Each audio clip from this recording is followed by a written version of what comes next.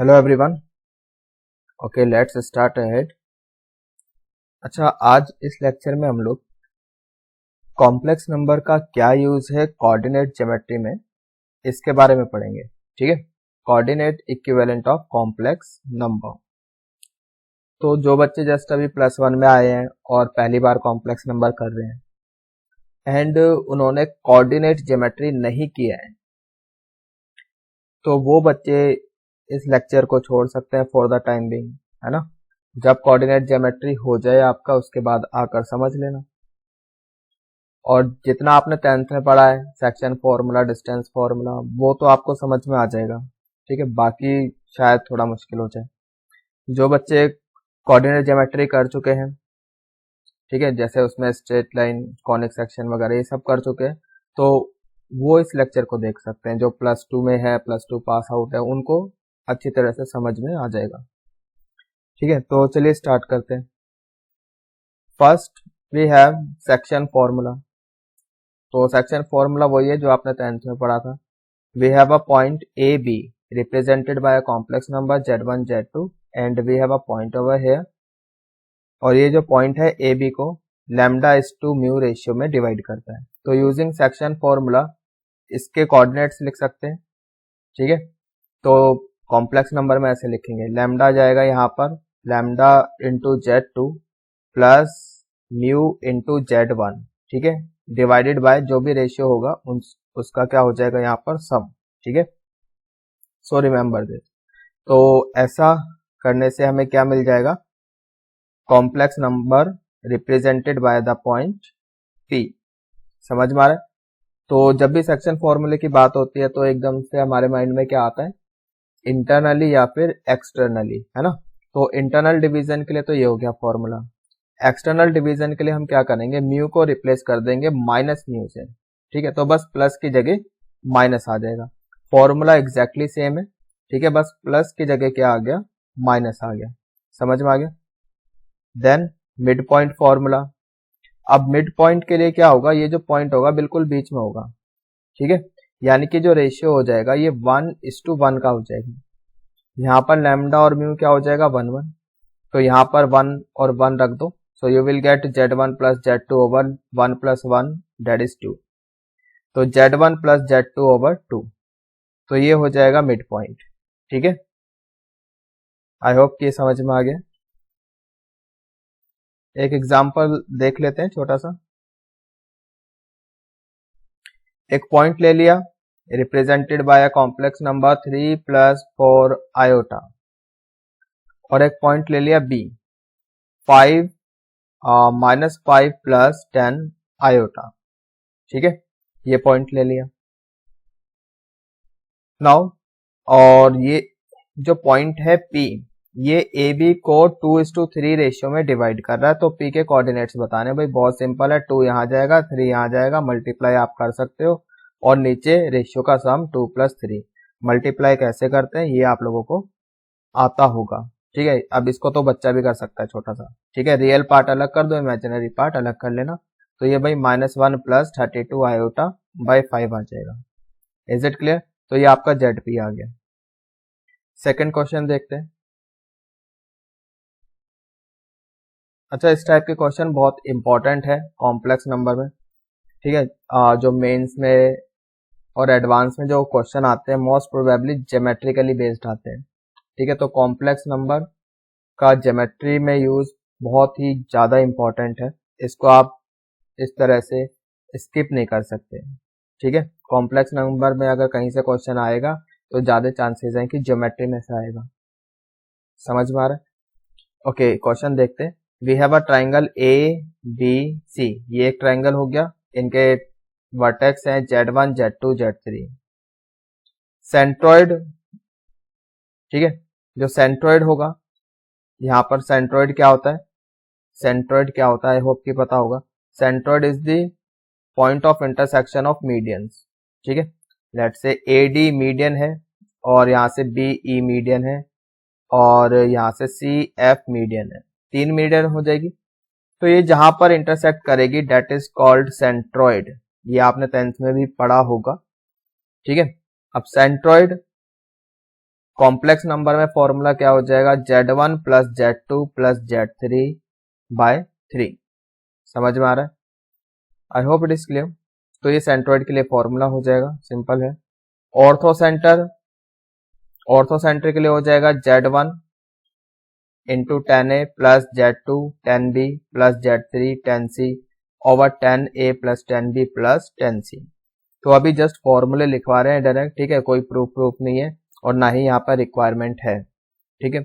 और प्रूफ के लिए आप कोऑर्डिनेट ज्योमेट्री देखो और वहां से आप रिलेट कर सकते हैं, ठीक है।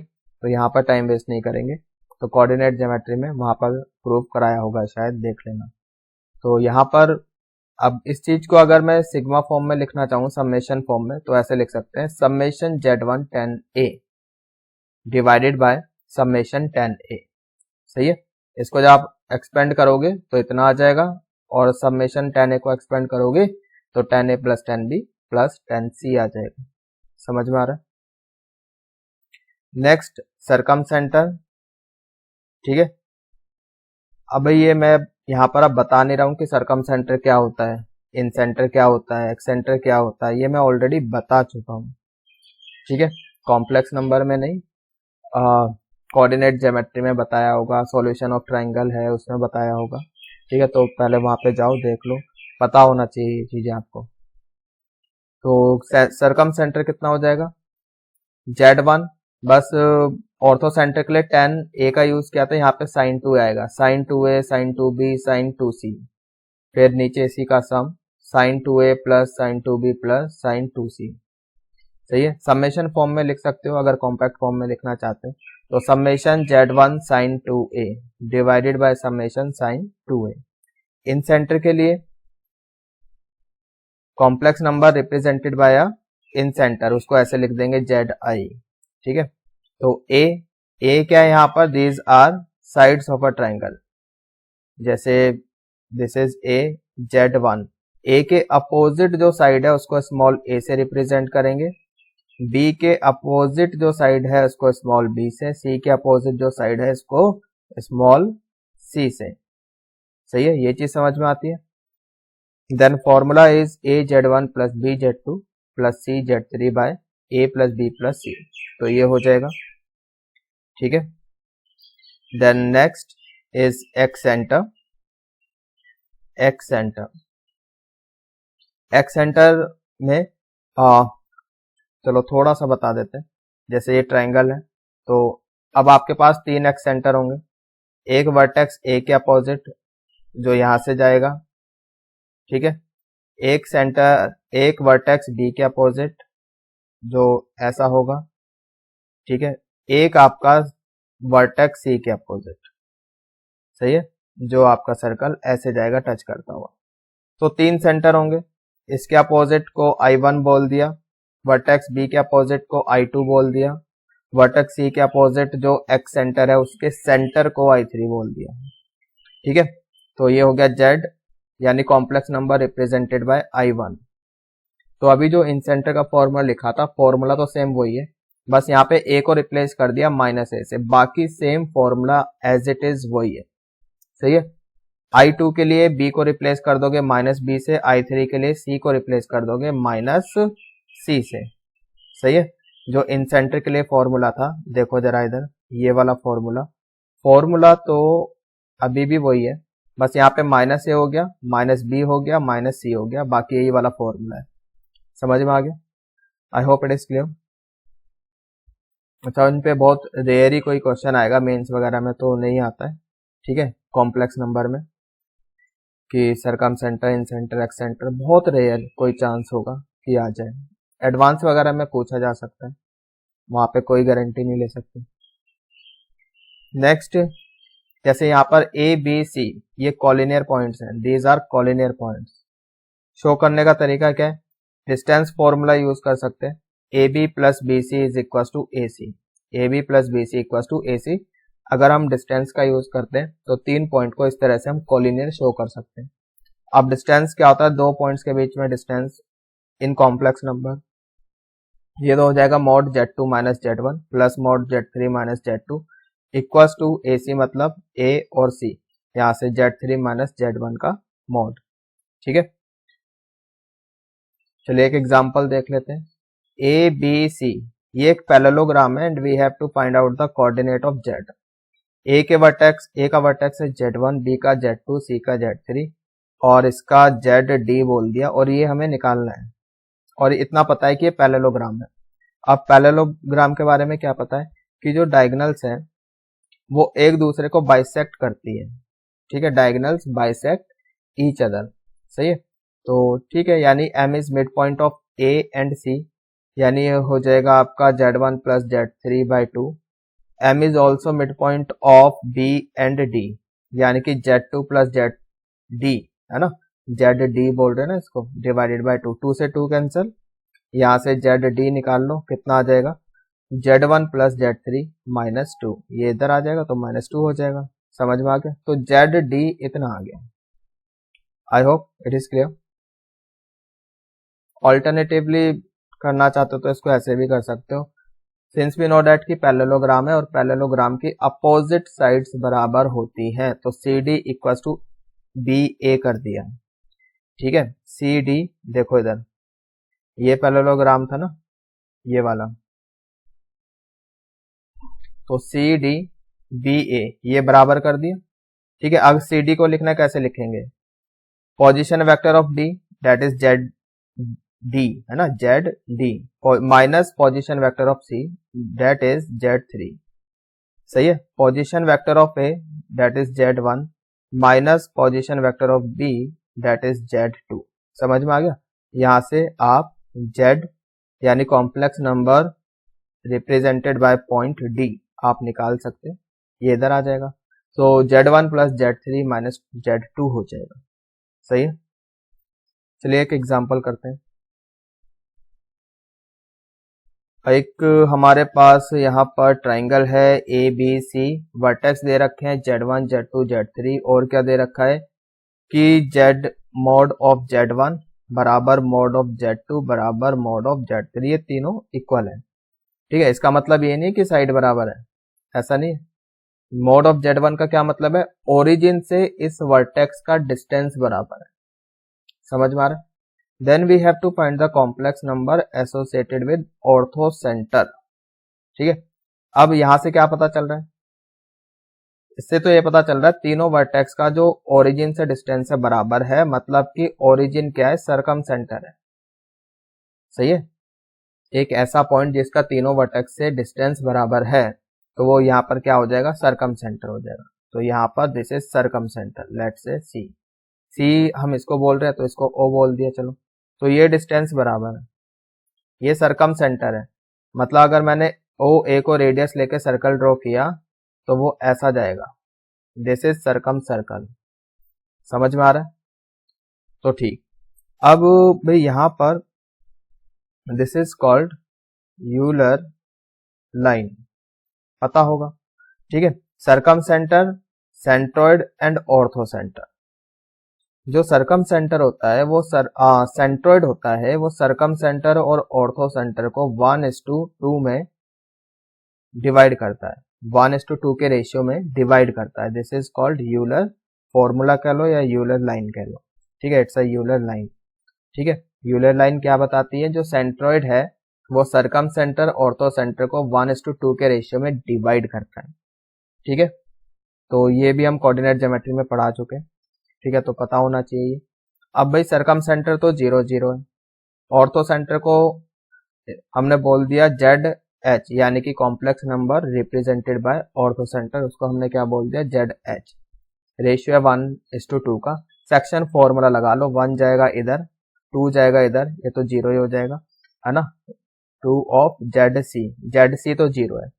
ठीक है, डिवाइडेड बाय 1 + 2 दैट इज 3, तो 3 इधर आ गया, we get 3 times ZG equals to ZH orthocentre हमें निकालना है। ठीक है, और ये क्या है, सरकम सेंट्रोइड है ना, ZG क्या है, सेंट्रोइड, तो सेंट्रोइड का फॉर्मूला क्या है, Z1 + Z2 + Z3 divided by 3, 3 से 3 कैंसिल हो गया, ZH कितना बच गया, Z1 + Z2 + Z3, तो ये आपका फाइनली आंसर आ जाएगा। ठीक है बेटा, इस टाइप के क्वेश्चन आते हैं।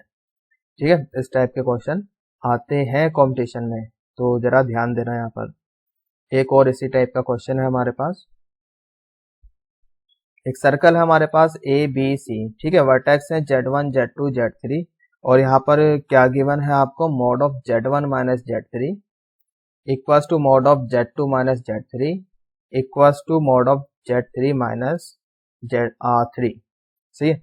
इस बात का क्या मतलब है, मतलब ये डिस्टेंसेस बराबर है, कहाँ से, 3 से, यानी Z1 Z2 Z3 का एक पॉइंट है 3 0, उससे डिस्टेंस बराबर है, ठीक है, ये डिस्टेंस बराबर है। इसका मतलब Z equals to 3 is what, सरकम centre.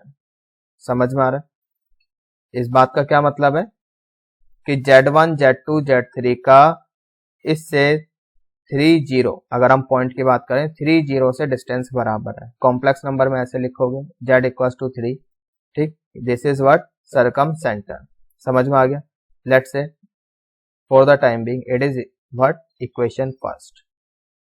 और क्या गिवन है आपको भाई, Z1 plus Z2 plus Z3 equals to 9, ये गिवन है। क्या शो करना है, ABC जो है इक्विलेटरल ट्राइंगल है, तो ये गिवन है, 3 से डिवाइड कर दिया हमने, तो ये आ जाएगा आपका Z1 plus Z2 plus Z3 by 3 equals to 3, इतना आ गया। अच्छा ये क्या है जरा देख कर बताओ, कुछ याद आ रहा है, ये तो आपका सेंट्रोइड है, ठीक है, complex number represented by centroid, ऐसे लिखेंगे। तो सेंट्रोइड आ गया 3। अब आप ये देखो भाई, सेंट्रोइड भी 3 है, ठीक है, और आपका सरकम सेंटर भी 3 है। ऐसा तभी पॉसिबल है जब ट्राइंगल इक्विलेटरल हो। इक्विलेटरल ट्राइंगल में सरकम सेंटर, सेंट्रोइड, इन सेंटर, ये सब बराबर होते हैं, ठीक है, समझ में आ रहा है। तो therefore we can say that ABC is an equilateral triangle। तो बस हो गया प्रूफ, सही है, ये चीज समझ में आ गई। चलिए नेक्स्ट क्वेश्चन देखते हैं। Next question, let Z satisfy mod of Z plus 4 by Z equals to 2, then find Z maximum and Z minimum। तो Z की मैक्सिमम एंड मिनिमम वैल्यू बतानी है, ठीक है। तो चलो एक तो तरीका ये है कि हमने Z को R इंटू ई की पावर आयोटा थीटा मान लिया, उठा के यहाँ रख दिया, जहां जहां Z आपको दिखाई दे रहा है रख दो, तो ये हो जाएगा R इंटू ई की power iota theta plus 4 by R into E की पावर आयोटा थीटा।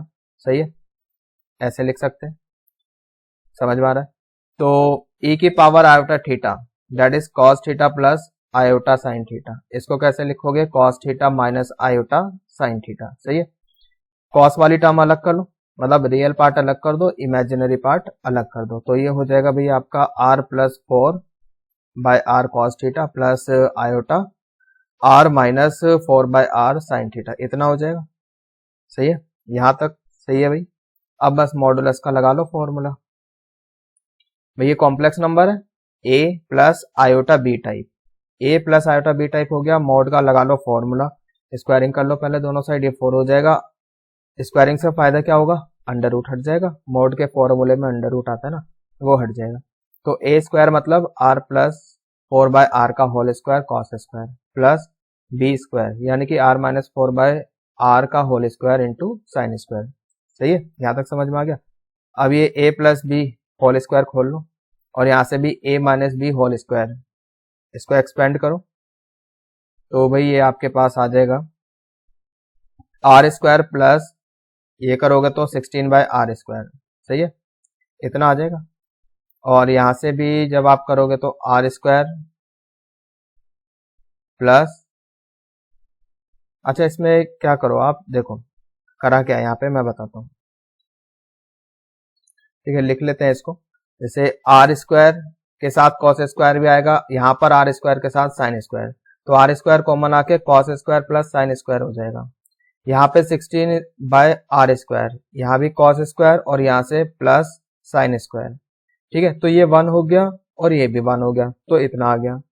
फिर यहाँ पे प्लस 2ab करोगे, यहाँ पे माइनस 2ab करोगे, है ना, जब 2ab करोगे r से r कैंसिल हो जाएगा और 2 इंटू 4 8 हो जाएगा, तो 8 कॉमन आ जाएगा, cos square minus sine square हो जाएगा। समझ में आ गया। And cos square minus sine square भाई ये फॉर्मूला होता है ट्रिग्नोमेट्री में, आपने पढ़ा होगा, and this is equal to cos 2 theta. सही है, ये चीज समझ में आ गई। तो अब हम देखो क्या करेंगे, इसको तो लेके गए हम राइट हैंड साइड, तो 4 माइनस 8 कॉस 2 थीटा। अब जो राइट हैंड साइड है इसकी हम रेंज निकाल देते हैं। अब देखो इधर कैसे करेंगे, कॉस 2 थीटा जो है ये तो हमें पता है -1 से 1 के बीच में लाई करता है, तो -8 से मल्टीप्लाई कर दिया, -8 से। सही है, जब -8 से मल्टीप्लाई करोगे तो ये 8 हो जाएगा और यहाँ -8 हो जाएगा। सही है, समझ में आ रहा है, -8 से मल्टीप्लाई कर दिया। I hope it is clear. अच्छा, जब -8 से मल्टीप्लाई किया है तो बेसिकली जब माइनस से मल्टीप्लाई कर रहे हैं तो इनइक्वालिटी साइन चेंज हो जाता है, तो ये इधर आ जाएगा, तो यहाँ पे -8 होना चाहिए और यहाँ पे +8 होना चाहिए। समझ में आ गया। अब यहाँ पर 4 है तो 4 ऐड कर दिया, -8 + 4 ये -4 हो जाएगा, 8 + 4 ये 12 हो जाएगा। सही है, यानी कि जो राइट हैंड साइड है उसकी रेंज क्या है, -4 से 12 तक, -4 से 12 तक। समझ में आ गया। तो इसका मतलब ये है कि जो लेफ्ट हैंड साइड है उसकी भी यही वाली रेंज होनी चाहिए, बिकॉज यहाँ पे इक्वल टू लिखा हुआ है। अगर इस इक्वालिटी को होल्ड करना है तो लेफ्ट हैंड साइड की भी रेंज यही होनी चाहिए, -4 से 12 तक। सही है, तो हमने लिखा फिर r² + 16/r², -4 से 12 तक, इसके बीच में हो जाए।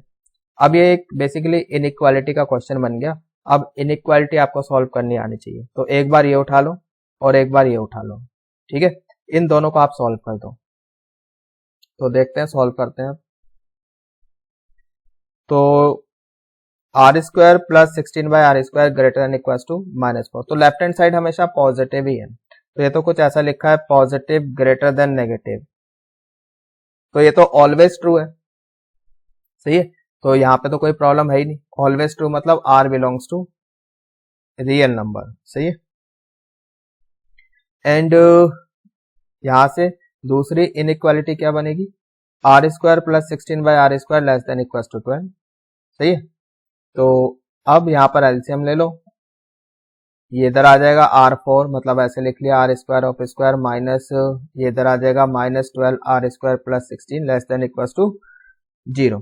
तो अब ये r² में क्वाड्रेटिक बन रही है, r² में क्वाड्रेटिक बन रही है। क्वाड्रेटिक फॉर्मूला लगा लो, क्वाड्रेटिक फॉर्मूला आई होप याद होगा, -b + -√b² - 4ac/2a। ठीक है, ये फॉर्मूला आप लगाओगे, देखो कैलकुलेशन खुद करो, वैसे तो सारा कुछ लिखा ही हुआ है स्क्रीन पर आपके सामने। ठीक है, पॉज करो, कैलकुलेशन खुद ही करके देखो। अब इतने बच्चे भी नहीं हो कि अब मैं आपको सारी चीजें बताऊं, भाई -b इधर आ गया, b² - 4ac ये हो गया, है ना, ये तो सारी मतलब बच्चों वाली चीजें हैं। तो भाई इतना आ जाएगा 6 ± √20 कैलकुलेशन करके। अब स्क्वायर है, ठीक है, √20 हो जाएगा 2√5, तो एक बार माइनस के साथ एक बार प्लस के साथ, r² इतना है, तो r कितना हो जाएगा, √ चला जाएगा। सही है, समझ में आ रहा है। नाउ इसको हम ऐसे लिख सकते हैं कि 6 - 2√5 को वी कैन राइट √5 - 1 का होल स्क्वायर करके देख लो। भाई a² + b² करोगे 6 आ जाएगा, -2ab करोगे इतना आ जाएगा। ऐसे यहाँ पर भी √5 + 1 का होल स्क्वायर, तो ये हट जाएगा भाई √ सही है, मतलब ऐसे कैंसिल नहीं करते, सही तरीका तो क्या है, ऐसे लिखा जाएगा √5 - 1 का मोड। अब ये अंदर वाली क्वांटिटी पॉजिटिव है इसलिए बाहर वाला मोड हटा दिया और ये लिख दिया। सही है, ऐसे यहाँ पर भी, तो ये पॉजिटिव क्वांटिटी है तो मोड हटा सकते हैं, इतना आगे। सो r बिलोंग्स टू दिस √5 - 1 से लेकर √5 + 1। ठीक है भाई, ये चीज समझ में आ गई।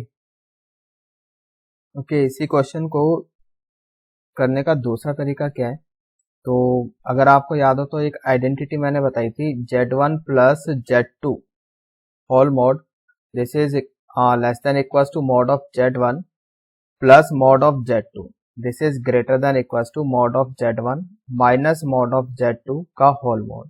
ठीक है, ये ट्राइंगल इनइक्वालिटी और बोला था बहुत इंपॉर्टेंट है, तो इसका यूज करके भी हम ये क्वेश्चन कर सकते हैं।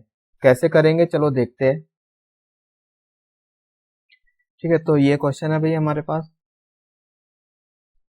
तो कॉन्सेप्ट क्या है, Z1 plus Z2 whole mod this is greater than equals to modulus of Z1 minus modulus of Z2 का होल मॉड। ठीक है, इससे तो बड़ा है, and less than equals to mod of Z1 plus mod of Z2। ये concept use करना है। तो नाउ Z1 का काम कौन कर रहा है, Z प्लस Z2 का काम कौन कर रहा है, 4/Z। सही है, this is less than equals to mod of Z1 मतलब mod of Z plus mod of 4/Z, यानी 4/मॉड Z लिख सकते हैं, greater than equals to modulus of Z। ठीक, मॉड ऑफ Z माइनस 4/मॉड Z, इसका होल मॉड। यहां तक समझ में आ गया। तो अब पहले इसको उठा लेते हैं। तो mod of Z plus 4/Z less than equals to mod of Z plus 4/मॉड Z। यहां तक समझ में आ गया। अब ये किसके इक्वल है, ये तो गिवन है आपको, this is equals to 2, so 2 less than equals to mod of Z plus 4/मॉड Z। इनइक्वालिटी एक सॉल्व कर लो, तो ये आ जाएगा mod of Z square minus 2 mod Z plus 4 greater than equals to 0। तो ये तो मॉड ऑफ Z में क्वाड्रेटिक हो गई, तो यहाँ से मॉड Z की वैल्यू निकालना यूजिंग क्वाड्रेटिक फॉर्मूला। तो क्वाड्रेटिक फॉर्मूला आप यूज कर सकते हो। तो ये कितना आ जाएगा, 2 plus minus under root B square that is 4 minus 4ac minus 16 over 2a that is 2। तो यू कैन सी कि अंडर रूट के अंदर नेगेटिव बन रहा है। ठीक है, तो यहाँ से कोई रियल वैल्यू नहीं आने वाली है, तो यहाँ से कोई आंसर नहीं आएगा। ठीक है, तो अब हम क्या करेंगे, अब ये वाली इनइक्वालिटी उठा लो। ठीक है, अब ये वाली इनइक्वालिटी उठा लो। तो इसको मैं रब कर देता हूं, इसको रब कर देते हैं, यहां से कोई आंसर नहीं आया। ठीक है, now look, modulus of mod Z minus 4/मॉडुलस of Z less than equals to this, और इसकी वैल्यू कितनी है, 2। अब ये हो गया। अब इसको सॉल्व करने के लिए हम कैसे करेंगे, होल मॉड लगा हुआ है, इसका मतलब जो अंदर लिखा है, जो मॉड के अंदर लिखा है that is mod Z minus 4/मॉड। भाई ये जो वैल्यू है ये -2 से 2 के बीच की वैल्यू होनी चाहिए। समझ में आ रहा है। आई होप कि इनइक्वालिटी सॉल्व करनी आती है। मॉडुलस इनइक्वालिटी कैसे सॉल्व करते हैं ये आपको पता है। तो -2 से 2 के बीच में, यानी greater than equals to -2 and mod of Z minus 4/मॉड Z is less than equals to 2। अब इसको सॉल्व करना है। ठीक है, अब ये सॉल्व कर लेते हैं। तो सॉल्व करने के लिए इसको हम रब कर देते हैं ऊपर से। ठीक है, थोड़ी सी जगह बन जाएगी, तो ये रब कर देते हैं भाई। ठीक है, अब सारा खेल इनइक्वालिटी का है। जिस बच्चे को इनइक्वालिटी आती है अच्छी तरह से, वो बहुत इजीली समझ जाएगा। पहले हम इसको देखते हैं। ठीक है, यहां से क्वाड्रेटिक बनेगी, mod of Z square plus 2 times mod of Z minus 4 greater than equals to 0। तो क्वाड्रेटिक बन गई, मॉड की वैल्यू आ जाएगी using quadratic formula, we will get -2 plus minus under root B square minus 4ac करोगे तो √20 आ जाएगा बाय 2। तो मॉड ऑफ Z की वैल्यू आ गई भाई, -2 कॉमन ले लोगे तो -1 प्लस माइनस √5, बस इतना आ जाएगा। दूसरा ये वाली इक्वेशन उठाओ, ये भी क्वाड्रेटिक बन जाएगी, mod of Z square -2 times mod of Z minus 4 less than equals to 0। सही है, ये चीज समझ में आ रही है। तो भाई यहाँ पर ये कितना आ जाएगा, यहाँ पे मॉड, फिर क्वाड्रेटिक फॉर्म में लगा लो, तो माइनस माइनस प्लस हो जाएगा, +1 plus minus under root B square plus AC करोगे। ठीक है, मतलब ये आ जाएगा √20। तो पहले इसको लिख लेते हैं यहाँ पर। तो ये 2 प्लस माइनस अंडर रूट 20/2। ठीक, उसके बाद मॉड ऑफ Z ये हो जाएगा 1 प्लस माइनस √5। ठीक है, इतना आ जाएगा। अब इन दोनों का चाहिए इंटरसेक्शन, उसके लिए आप क्या करो, कॉमन नंबर लाइन बना लो। तो एक तो पॉइंट है हमारे पास -1 -√5, फिर है हमारे पास -1 +√5, ठीक है, बीच में कहीं यहाँ 0 आ जाएगा, उसके बाद 1 -√5 यहाँ से आएगा, फिर 1 +√5 यहाँ आ जाएगा। इसके अकॉर्डिंग सॉल्यूशन तो हो जाएगा यहाँ से लेस देन इक्वल टू का साइन है, जो इनइक्वालिटी है, यहाँ से तो सॉल्यूशन आएगा ये, और यहाँ से जो सॉल्यूशन है ग्रेटर देन इक्वल टू का साइन है, तो रूट्स के बाहर की तरफ, यहाँ से बाहर की तरफ, ठीक है, यहाँ से बाहर की तरफ। इंटरसेक्शन चाहिए, कॉमन पार्ट चाहिए भाई, तो कॉमन पार्ट कितना हो जाएगा, ये वाला, दिस इज कॉमन पार्ट, तो यही आपका फाइनल आंसर हो जाएगा। तो फाइनल आंसर कैसे लिखोगे, 1 -√5, ठीक, 1 -√5 से लेकर 1 +√5, so this is your final answer, ठीक है। जो पहले तरीके से किया था वहां से भी यही आंसर आया था, है ना।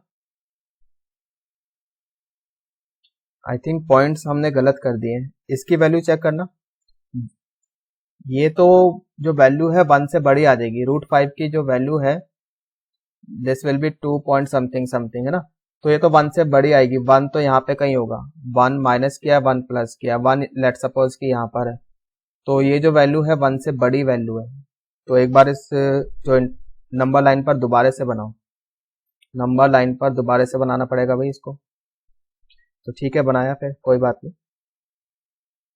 देखो तो पॉइंट्स है हमारे पास -1 -√5, ठीक है, फिर उसके बाद -1 +√5, लेट सपोज यहाँ पे 0 है कहीं, यहाँ पर 1 है, ठीक है, 1 में से √5 माइनस करोगे तो 0 के लेफ्ट पे आ जाएगा, सही है, 1 -√5 करोगे तो ये कितना आ जाएगा, माइनस, लेट से -1 यहाँ है तो -1 के लेफ्ट पे चला जाएगा, यहाँ कहीं आ जाएगा, तो -1 +√5 ये आ जाएगा, ठीक है, -1 +√5 करोगे तो वो 1 के राइट पे चला जाएगा, -1 +√5, सही है, और 1 +√5 करोगे वो तो और आगे आ जाएगा,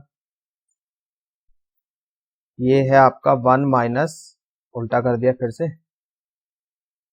1 -√5, ठीक है, यहां से 1 -√5 ये रहा, -1 -√5 ये रहा, -1 +√5 ये रहा, 1 +√5, 1 +√5 ये रहा, सारे पॉइंट्स लग गए। अब हम सॉल्यूशन चेक कर, इसके अकॉर्डिंग सॉल्यूशन यहां से रूट कौन कौन सी आई है, एक तो ये वाली आई है, और एक आपकी -1 +√5 एक ही है, तो इससे बाहर की तरफ रहेगा, आउटसाइड दिस, सही है, यहां से तो ये हो गया, और यहां से रूट कौन सी आई है, 1 -√5 1 +√5, इससे अंदर की तरफ, इससे अंदर की तरफ, मतलब रूट्स के अंदर की तरफ, यहां से ये आ गया। अब इनका कॉमन पार्ट देखो भाई, कॉमन पार्ट ये वाला आ गया, दिस इज कॉमन पार्ट, ठीक है, अब ये क्या हो जाएगा, √5 -1 से लेकर √5 +1, ठीक है, तो this is your final answer, this is minimum value and this is maximum value, तो ये हमारा आंसर था, सही है। तो दोनों ही तरीके से मैंने बता दिया, अब आपकी मर्जी है कौन से तरीके से करना है, कौन से तरीके से आपको इजी लग रहा है ना, मतलब कॉन्सेप्ट तो दोनों ही बता दिए, दोनों तरीके से ही आना भी चाहिए, सही है। तो ये क्वेश्चन हमारा हो गया, दोनों तरीके से हो गया, है ना, तो यहाँ पे यू कैन सी के यही आंसर है, √5 -1 √5 +1। तो ठीक है भाई, आज इस लेक्चर में हम इतना ही करेंगे, बाकी कंटिन्यू करेंगे अपने नेक्स्ट लेक्चर में।